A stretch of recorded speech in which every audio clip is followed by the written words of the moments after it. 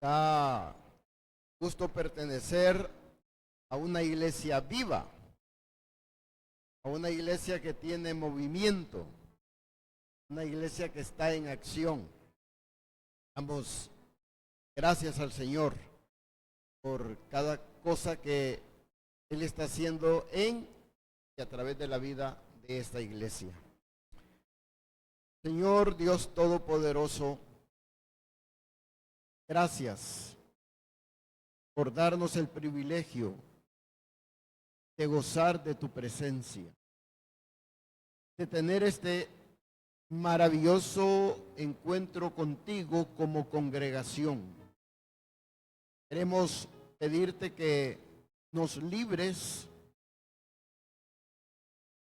de ver todo lo que hacemos como algo rutinario, puramente religioso.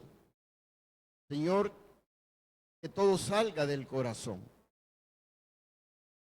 que todo lo hagamos por amor a ti, que estemos muy concentrados en cada cosa que hacemos y escuchamos. Y en este momento nos sentamos a tus pies. Te pedimos que una vez más nos hables a través de tu palabra para que la guardemos y la vivamos. En el nombre del Rey Jesús. Amén. Hermanos, he traído una presentación que espero que vamos a poder ver. Y es una presentación donde vamos a tener una especie de repaso de lo que hemos estado viendo en las ocasiones anteriores. Estamos hablando del Espíritu Santo y su obra en nosotros. Y pues surge la pregunta, ¿quién es el Espíritu Santo? A la luz de la Escritura, Él es la tercera persona de la Trinidad. Trinidad es una palabra que no aparece en la Biblia, ¿verdad? Pero entendemos, por todo lo que nos dice la palabra, que Dios se manifiesta como Dios trino, ¿verdad? Como Padre, como Hijo y como Espíritu Santo, donde no son uno más uno, sino sería en este caso uno por uno igual a uno. Entonces, hemos dicho que Cristo habita en nosotros, porque es así. Animamos a alguien a recibir a Cristo en su corazón. Decimos, pues, Cristo entró en mi corazón. Y es correcto, pero haciendo la aclaración de que es Cristo en la persona del Espíritu Santo, ¿verdad? Porque ellos tres son uno. El Espíritu Santo fue prometido por el Padre, y la muerte, resurrección y ascensión del Señor Jesucristo hicieron posible que esta promesa se cumpliera. El Espíritu, según la palabra, no pudo haber descendido en tanto que Jesús no había sido glorificado. Ahora, ¿cómo es que obra el Espíritu Santo en nosotros? Porque esta relación con el Espíritu Santo es una relación preciosa, es de persona a persona, en el sentido, si podemos llamarle de alguna manera, ¿verdad?, al Señor, en el sentido de que el Espíritu Santo no es una fuerza, como algunos han dicho, sino que es Dios mismo manifestándose como el Espíritu Santo. Entonces, ¿cómo obra el Espíritu Santo? Hemos visto a la luz de la palabra que el Espíritu Santo nos guía. Él está muy interesado en dar dirección a cada una de nuestras vidas. Romanos 8:1 dice, ahora pues ninguna condenación hay para los que están en Cristo Jesús, los que no andan conforme a la carne, sino conforme al Espíritu. Entonces nos corresponde tomar decisiones correctas, porque si tomamos decisiones equivocadas, cuando nosotros no hacemos lo que Él nos dice, vamos a sufrir las consecuencias. Dios quiere lo mejor para usted y para mí. y para eso nos ha dado el Espíritu Santo. Pero ¿cómo más específicamente nos dirige el Espíritu? Pues lo hace a través de su palabra. El Espíritu toma la palabra que Él mismo inspiró y nos transforma por medio de ella. Entonces, cada encuentro con el Señor en su palabra debe producir algún efecto en usted y en mí, en la mente, en el corazón, en el lenguaje, en el comportamiento. Necesitamos entonces oír la voz del Espíritu Santo a través de su palabra. Y oír en el contexto judío de oír, que significa obedecer, ¿verdad? No solamente estar escuchando. También el Espíritu Santo nos guía, hemos visto, hablándonos al corazón. Él pone inquietudes, por decirlo de alguna manera, cargas en el corazón porque usted y yo hagamos algo. Por ejemplo, en Hechos 8:29 dice, y el Espíritu dijo a Felipe, acércate y júntate a ese carro. Fue una indicación muy específica del Señor a Felipe. Así que pongamos atención cuando el Espíritu Santo nos está indicando que hagamos algo. Hemos visto también que el Espíritu Santo, además de guiarnos, nos llena. Es decir, Él quiere tener el gobierno, el control en nuestras vidas, y un equivalente a esto sería hablar del señorío de Cristo. Vimos que la unción del Espíritu Santo no es lo mismo que ser lleno del Espíritu. Vimos que el aceite representa al Espíritu Santo y que ser ungido en el Nuevo Testamento significa recibir al Espíritu Santo, algo que ocurre solamente una vez en la vida, tal como el sumo sacerdote o el rey de Israel era ungido al inicio, digamos, de ese ministerio de reinado o de sacerdocio. Lo que es ser lleno del Espíritu Santo, veíamos. ¿Qué significa ser lleno del Espíritu Santo? Por un lado, ser lleno del Espíritu, pues es un mandato. La Biblia dice en Efesios 5:18, no os embriaguéis con vino, en lo cual hay disolución o libertinaje, antes bien, sed llenos del Espíritu. No es opcional, ¿verdad? Es una orden para usted y para mí. Así que si somos pues algo inteligentes, vamos a obedecer al Señor y nos vamos a someter al Espíritu Santo. Ser lleno del Espíritu es para todos los creyentes también. No es para unos cuantos iluminados, ¿verdad? Como en otros grupos de estudio fuera del verdadero cristianismo, donde le dicen a usted que usted tiene que ir subiendo ciertos niveles para entonces alcanzar cierta iluminación o cierta madurez. Esto es para usted y para mí y para todos. Ser lleno del Espíritu Santo también es la vida cristiana normal. Esto es la norma para usted y para mí. Además, ser lleno del Espíritu es algo sencillo, no es nada complicado como la misma palabra nos enseña. Por otro lado, ser lleno del Espíritu es ser lleno de la palabra de Cristo. Son términos equivalentes. Es ser lleno de Jesús, del Señor, es vivir bajo el señorío de Cristo. Entonces, contestábamos una pregunta. ¿Cómo es que somos llenos del Espíritu Santo? Bueno, por un lado, por reconocer y confesar nuestros pecados a Dios. Confesar es ponerme de acuerdo con Dios en que algo que hice estuvo mal hecho, ¿verdad? Entonces vengo, lo reconozco, lo confieso al Señor. Primera de Juan 1:9. Si confesamos nuestros pecados, Él es fiel y justo para perdonar nuestros pecados y limpiarnos de toda maldad. Y esto, hermanos, no es algo que hacemos una vez al mes. Por ejemplo, cuando celebramos la mesa del Señor, ¿verdad? No se trata de decir en esa ocasión, Señor, perdóname por todos los pecados que he cometido en estos últimos 30 días. Eso realmente no es confesión, ¿verdad? Es una manera de no confesar, porque la confesión tiene que ver con que yo voy reconociendo aquellos pecados que voy cometiendo y los voy confesando al Señor. Entonces, ya cuando llegue el día de la cena del Señor, es solamente de revisar si no tengo algo pendiente por ahí no resuelto, tal vez que estoy ahí enfadado con algún hermano de la congregación, ¿verdad? Y no he arreglado cuentas y yo tengo que ir y solucionarlo. Por cómo somos llenos del Espíritu Santo, pues parte de todo esto, por entregarle al Señor la totalidad de nuestras vidas, es decir, por rendirnos a Él.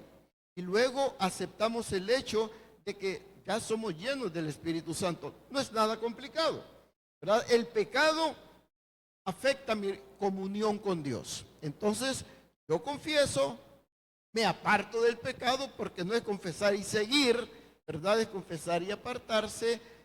Yo nuevamente con palabras o en mi corazón le rindo mi vida al Señor y por fe acepto que Él está nuevamente en el control de mi vida. Así que son esas tres palabras, a ver si le podemos llamar de alguna manera: reconocer, entregar y aceptar por fe. ¿Cómo se evidencia que somos llenos del Espíritu Santo? Dijimos la última vez, cuando practicamos la alabanza y acciones de gracias a Dios, ¿verdad? Y recuerdo que terminé dirigiendo algunas palabras a los miembros de alabanza de la responsabilidad que tenemos de estar revisando lo que estamos cantando. El contenido importa mucho, porque en una ocasión, en una frase por ahí que no estaba muy bien puesta, yo le hice la observación a un músico cristiano en otra iglesia, y él me decía: es que, hermano, es poesía, me decía, ¿verdad? Y yo pues entiendo, si nuestros cantos tienen poesía, claro que sí, pero debe ser poesía bíblica, es decir, que no esté basada en cuestiones emocionales, sino que esté basado en lo que dice la palabra de Dios, porque aquí estamos hablando del canto congregacional, ¿verdad? De este canto cúltico. Y lo que sucede cuando alabamos a Dios a través del canto es lo siguiente. Por ejemplo, cantamos un canto nuevo y es como que automáticamente aceptamos por fe que lo que estamos cantando, eso es palabra, eso es la realidad. No necesariamente. Ahí es donde nos corresponde revisar el contenido de lo que estamos cantando, porque hay algo especial con el canto. Por eso los que dirigen y los que participan en todo esto de alabanza son creyentes como estratégicos, muy importantes en ese ambiente cultico de la iglesia, pero es algo que el diablo sabe también, ¿verdad? Y que el diablo quiere ahí instrumentalizar para debilitar este ambiente de adoración que Dios merece recibir. Yo por lo menos ya tengo el nombre de un mensaje que algún día yo espero predicar en las diferentes iglesias, y ese mensaje va a tener por nombre: adoradores de un Dios falso. Porque, hermanos, a veces ocurre que los creyentes están en las iglesias, pero además de los creyentes están los falsos creyentes. Aquellos que terminan saliéndose y abrazando doctrinas extrañas, evidenciando que estuvieron con nosotros, pero nunca fueron de nosotros. Y esto yo lo he visto aún con creyentes que nacieron en hogares cristianos, y lo que llegan a creer son prácticamente herejías. Y no lo entiendo, porque algunos hasta han sido líderes, creyentes de años, y entonces la única explicación que yo le encuentro a eso es que nunca nacieron de nuevo. Y eso es grave. Adoradores de un Dios falso. Por eso, cuidado con lo que hacemos. Revisemos. Pablo decía a los creyentes, examínense a ustedes mismos si están en la fe. Porque el carapacho puede estar aquí, pero puede ser que el alma no lo esté. Entonces tenemos que entregarle al Señor cuerpo, alma, espíritu, todo. Ahora, en Colosenses 3:16 dice la palabra de Cristo mora en abundancia en vosotros, enseñándoos y exhortándoos unos a otros en toda sabiduría, cantando con gracia en vuestros corazones al Señor con salmos e himnos y cánticos espirituales. Y todo lo que hacéis, sea de palabra o de hecho, hacedlo todo en el nombre del Señor Jesús, dando gracias a Dios Padre por medio de Él.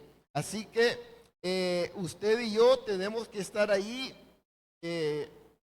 cantándole al Señor, alabando al Señor, dándole gracias a Él, abundando en acciones de gracias. Una persona agradecida será la persona que abunda en acciones de gracias a Dios, que lo expresa, que lo siente, que lo dice, y esa persona agradecida será una persona contenta. Entonces, nos quedamos hasta acá. La última vez que estuvimos considerando este tema, y ahora vamos a Efesios capítulo 5, versículo 18, donde encontramos: no os embriaguéis con vino, en lo cual hay disolución, antes bien sed llenos del Espíritu, hablando entre vosotros con salmos, con himnos y cánticos espirituales. Colosenses nos habla de que la palabra de Cristo mora en abundancia y nos da el resultado de eso, ¿verdad? Que es alabar a Dios, darle gracias. Aquí se nos dice que seamos llenos del Espíritu y el resultado es el mismo, porque son términos equivalentes. 19, hablando entre vosotros con salmos, con himnos y cánticos espirituales, cantando y alabando al Señor, ojo, en vuestros corazones. No tiene que salir de los labios lo que cantamos, sino del corazón, dando siempre gracias por todo al Dios y Padre en el nombre, nuevamente en el nombre de nuestro Señor Jesucristo. Como que Jesús nos envía al Padre. Es decir, hermanos, no tenemos iniciativa en las cosas buenas que hacemos. Siempre la iniciativa es de Dios. Todo es por Dios, por medio de Dios y para Dios. Y entonces, ¿para mí qué? Es el gozo y la satisfacción, ¿verdad? De que estuvimos dependiendo de Dios siempre y en todo. Si somos controlados por el Espíritu Santo, nuestra vida se va a caracterizar por tener un corazón que lo alaba, lo bendice y abunda en acciones de gracias. Hermanos, tenemos una tendencia, todos, porque tenemos una naturaleza caída, tenemos una tendencia a quejarnos, a vivirnos quejando cuando las cosas no salen bien, cuando las cosas no salen como nosotros queremos, ¿verdad? La tendencia es protestar, quejarnos, y esto puede ocurrir en el trabajo, puede ocurrir en la casa y puede ocurrir en la iglesia. Y hay gente que se la pasa, ¿verdad?, reclamando sus derechos, no solo ante los demás, sino aún ante el Señor mismo. Y esto lo hemos visto en el caso del pueblo de Israel cuando anduvo por el desierto. Una de las constantes del pueblo de Israel fue la queja. Se quejaban. Ahora, cuando ya lo analizamos fríamente, decimos, ¿y ¿qué gano con quejarme? Nada. ¿Por qué me quejo? Porque no ando en el Espíritu. Al andar en el Espíritu, yo voy a alabar al Señor y le voy a dar gracias a Dios. Hermanos, estamos hablando de cosas bien importantes en la vida. Cuando usted y yo agradamos al Señor, hacemos su voluntad, como en este caso, lo alabamos y le damos gracias. Mire, Dios interviene a nuestro favor. Hace varios años, y está un incidente que me quedó grabado, íbamos con mi esposa y otros hermanos en la cama de un pickup. Íbamos a tener algún tiempo de comunión por ahí. Entonces, cuando llegamos, yo iba en la orilla de la cama. Así que cuando yo me bajo, yo escuché ese traboncito que usted escucha cuando la ropa, ¿verdad? Quedó como trabadita en algún filo y ras.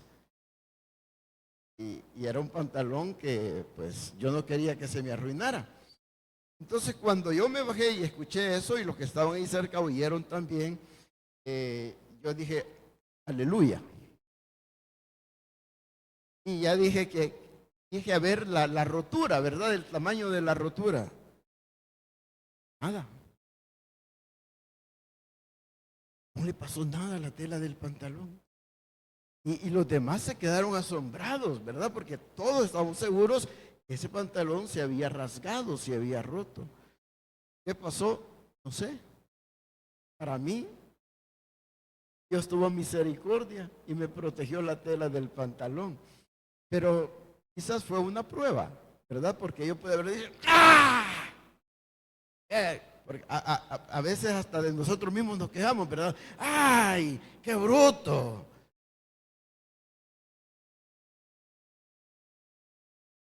Y a veces decimos, Dios, ¿y por qué permites esto?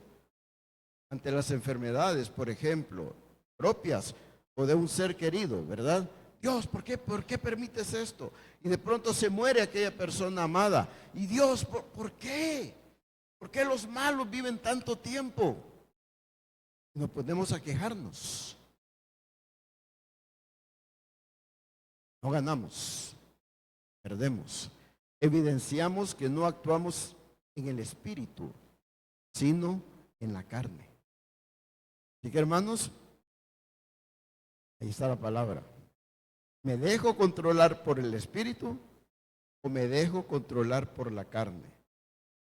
La elección es mía y es suya.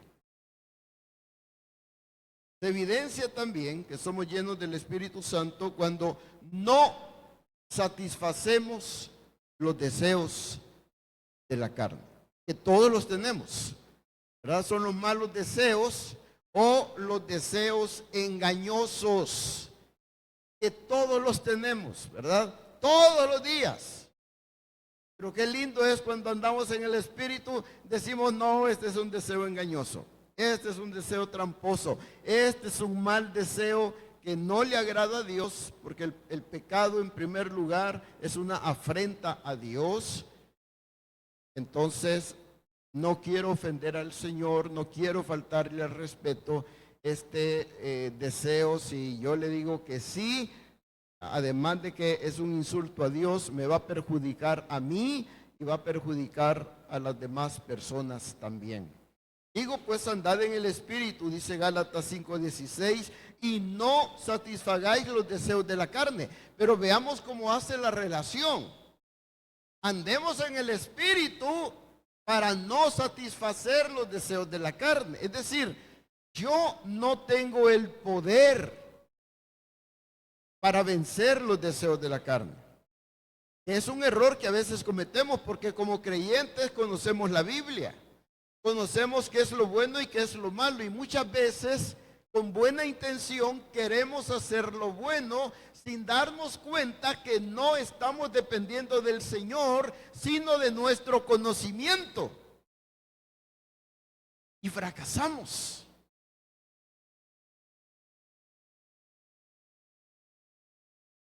Hay ocasiones en que usted y yo tenemos unas fuertes luchas con la tentación. Y estamos ahí batallando, y esa batalla se está librando ¿dónde? En la mente. Y ahí se está librando. Y de repente es como que el Señor nos dice, mira, ¿qué te parece si me dejas el asunto en mis manos? Y es como que, sí, ¿verdad? Señor, por favor, hazte cargo porque yo no puedo vencer. Y un ratito después, aquello se evapora. Pasé un buen rato luchando y no podía. Cuando me rendí y permití que el Señor se hiciera cargo, Él literalmente se hizo cargo. La cuestión pasó. Por eso decimos, esto no es nada complicado. Nosotros complicamos las cosas, a veces con buenas intenciones, pero hermanos, la buena intención no es excusa. Pablo de Tarso tenía buenas intenciones al perseguir a los creyentes, pero eso no era excusa. Él quería agradar a Dios, pero eso no era excusa. Porque como me dijo un amigo hace muchos años, la ignorancia no es excusa tampoco. Tenemos que conocer la palabra y vivir de acuerdo a ella. Ahora, alguien podría decir, pero ¿cuáles deseos de la carne? Bueno, en Gálatas 5, 16 al 21 se nos mencionan algunos. Yo lo voy a leer en la versión Nueva Biblia Viva, que dice así. Así que les aconsejo que vivan por el poder del Espíritu. De esta manera no obedecerán los deseos de la naturaleza pecaminosa, porque esta va en contra de lo que el Espíritu quiere, y el Espíritu desea lo que va en contra de la naturaleza pecaminosa. Estos dos se oponen entre sí y por eso ustedes no pueden hacer lo que quieren. Pero si a ustedes los guía el Espíritu, ya no están bajo la ley. Estas son las obras de la naturaleza pecaminosa: inmoralidad sexual. Hermanos, que esto se ha incrementado tremendamente. Y no estamos hablando del mundo, el mundo sin Dios. Estamos hablando del pueblo cristiano. Inmoralidad sexual de todo tipo. Todo aquello que tiene que ver con cosas indebidas en el área sexual. Aún pensamientos, pornografía, todo. Porque la inmoralidad se vuelve adictiva. Y cuando empezamos a complacernos, eso va agarrando fuerza. Estamos hablando no solamente de jóvenes, sino también de adultos. Cuidado con esto. Está creciendo, está avanzando. Necesitamos andar en el temor de Dios. La felicidad no se encuentra en el sexo. La felicidad se encuentra en Jesucristo y en un andar con Él. Inmoralidad sexual, impureza, libertinaje, idolatría, brujería, odios, pleitos, celos, ¿verdad? Ahí envidias, pues, iras, rivalidades. En algunas iglesias, no aquí, por lo menos espero que no, pero en algunas iglesias hay rivalidades entre familias, entre ministerios. A veces queriendo competir por ver cuál es el ministerio más importante. Es tremendo, ¿verdad? Rivalidades, disensiones, divisiones. La iglesia siempre debe estar unida.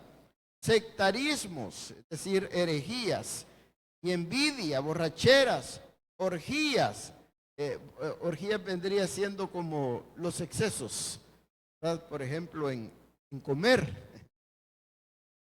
medidito, que eso es saludable. Y otras cosas como esas, como ya les dije antes, se lo repito ahora, los que llevan esa clase de vida no heredarán el reino de Dios. Qué serio es esto, ¿verdad? Pero qué saludable, hermanos. Cuando no vivimos para los deseos de la carne, sino vivimos para agradar al Señor. Porque cuando vivimos para nosotros mismos, entonces vamos a vivir en la autocomplacencia, en la autogratificación, y eso me hace sentir miserable. No está la felicidad ahí, sino en caminar con el Señor y obedecerle. Por otro lado, se evidencia que somos llenos del Espíritu Santo cuando compartimos la palabra del Señor. En Hechos 4:29 en adelante dice: y ahora, Señor, después de que los líderes religiosos los han amenazado, mira sus amenazas y concede a tus siervos que con todo denuedo hablen tu palabra. Ahora, ¿qué es denuedo? Es valentía, confianza. Ellos están pidiendo valor para seguir predicando el evangelio ante la oposición que estaban recibiendo. Mientras extiendes tu mano para que se hagan sanidades y señales y prodigios mediante el nombre de tu santo Hijo Jesús. Cuando hubieron orado, porque cuando oramos, Dios escucha y contesta. Cuando hubieron orado, el lugar en que estaban congregados tembló. Todos fueron llenos del Espíritu Santo y hablaban ¿con qué? Denuedo la palabra de Dios.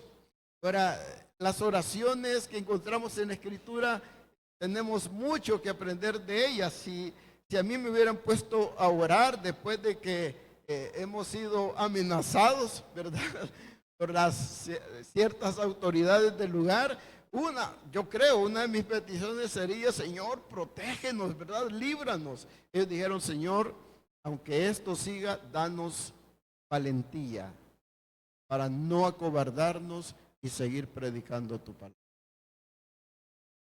Y el Señor escuchó, contestó. Él estaba en el control, y entonces con esa confianza ellos siguieron compartiendo la palabra de Dios. Algunos, por causa del testimonio de Jesús, perdieron la vida. No quiere decir que si estamos haciendo la voluntad de Dios, la obra de Dios, estamos protegidos. Nada malo nos va a pasar. A veces sucede, pero solo sucede cuando Dios lo permite y cuando Dios lo considera conveniente. Muchos discípulos del Señor murieron mártires, y otros, como Juan, sufrieron el exilio. Juan, en su vejez, mandado a una isla, pero mire, en esa isla, siendo un anciano en solitario, marginado por la sociedad, él recibe la revelación del Apocalipsis. Wow. Qué tremendo. Por eso, hermanos, estar en las manos de Dios, en el lugar donde Dios quiere que estemos, es lo mejor para nosotros. Se evidencia también que somos llenos del Espíritu cuando manifestamos el fruto del Espíritu Santo. Gálatas 5:22 nos habla al respecto. Mas el fruto del Espíritu es amor, gozo, paz. Mire cómo se obtiene el gozo y la paz, hermanos. No es con pastillas. No es con los profesionales de la salud, que son una bendición, ¿verdad? Dios los usa. Pero la verdadera paz, la paz de Jesús, esa paz que sobrepasa todo entendimiento, la produce el Espíritu Santo. si estamos caminando con Él, sujetándonos a Él.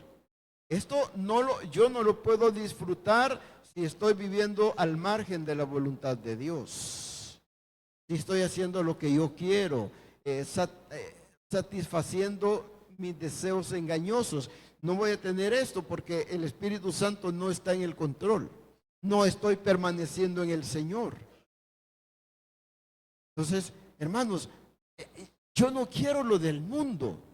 Yo no quiero lo de la carne, porque eso no solo me estanca, me hace retroceder espiritualmente y me vuelve un esclavo de las pasiones pecaminosas. Yo quiero crecer. Yo quiero seguir aprendiendo, ¿verdad? Soy un aprendiz de toda la vida. Me considero de los hijos de Dios, de los más ignorantes. Quiero seguir aprendiendo. Quiero seguir creciendo. Quiero parecerme cada día un poquito más al Señor Jesús. ¿Qué tengo que hacer? Tener comunión con Él, caminar de la mano con Él, temerle, obedecerle, servirle, etcétera. Gozo, paz, paciencia o perseverancia, benignidad, bondad, fe o fidelidad, mansedumbre, templanza. Contra tales cosas no hay ley. Si es un fruto, nos está hablando de un proceso. Un recién convertido puede ser un creyente espiritual, pero no va a ser un creyente maduro. La madurez viene con el tiempo, como los árboles, ¿verdad? Un roble necesita cierto tiempo para llegar a ser ese roble, ese árbol fuerte. Es lo mismo en usted y en mí. Necesitamos aprovechar el tiempo cada día, caminarlo con el Señor en obediencia, y ahí usted y yo vamos creciendo y el Espíritu Santo va produciendo ese fruto poco a poco. Ahora, yo comparo este fruto del Espíritu con un racimo de uvas, donde algunas maduran un poquito más rápido que otras. Otras van ahí más lento. Estas virtudes que se nos mencionan acá en Gálatas 5, 22 y 23, no las manifestamos cuando vivimos en el Espíritu, no las manifestamos todas de la misma manera, en el mismo nivel óptimo. Algunas sí y en otras más abajito. Ahí es donde tenemos que ir mejorando, avanzando, creciendo. Y es lo que el Señor quiere hacer en usted y en mí. Esto, hermanos, en otras palabras, es cambio de carácter. Yo no puedo cambiarme a mí mismo. Y mi esposa no me puede cambiar, aunque mire, las esposas lo intentan, ¿verdad? Quieren cambiar al esposo y los esposos quieren cambiar a la doña y no se puede, no se puede. Hacen sus presiones, ¿verdad? Hacen cualquier cosa. Esto es la obra del Espíritu Santo. Entonces, no es cierto que a veces pasa que usted dice, ay, yo como le he dicho a mi esposo, a mi esposa, le he hablado de esto y no cambia. Llorar. Porque yo no voy a cambiar a mi esposa, ni ella me puede cambiar a mí. Pero sí podemos orar. Oremos para que Dios cambie a la otra persona. Alguien dice, pero ¿y qué pasa si yo oro y no cambia? Bueno, esa persona tiene un problema espiritual con Dios, pero usted ha salido ganando. Porque al estar orando, en este caso por su cónyuge, si la otra persona no cambió, de seguro que usted sí ha cambiado. Entonces, la ganancia es para usted. Sí, salimos ganando cuando hacemos la voluntad de Dios. Nunca perdemos el tiempo. Siempre se aprovecha en el Señor. Y en mi relación con Dios, Dios viene y me dice, sí, yo quiero que estés interesado en la otra persona, pero quiero que tengas mucho interés en tu propia vida, en que cambies tú. Porque a veces usted y yo, porque aquí voy a generalizar y me voy a atrever a creer que usted es más o menos como su servidor. A veces usted y yo creemos que siempre o casi siempre tenemos la razón.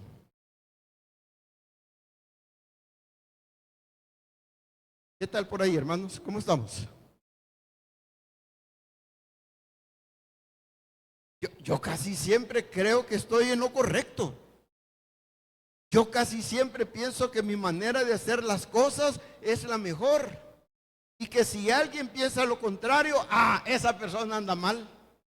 Esa persona está equivocada. Cuando hay diferencias de opinión, digamos con mi esposa, yo pienso, ella está equivocada. Señor, ilumínale para que se dé cuenta de su error y que yo tengo la razón. Hermanos, ¿pensamos así, sí o no?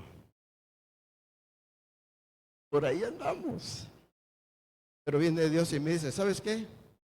Yo te quiero cambiar a ti. Me hace falta mucho por cambiar, por crecer. Entonces, como Pablo decía a las mujeres, a Pedro decía a las mujeres, cuida tu conducta. No le hables tanto a tu esposo para ganarlo para Cristo. La mujer quiere usar la oratoria, ¿verdad? Para convencer. Pedro dice, no hables tanto. Tu conducta que hable más fuerte que tus palabras y entonces tu esposo se va a convencer.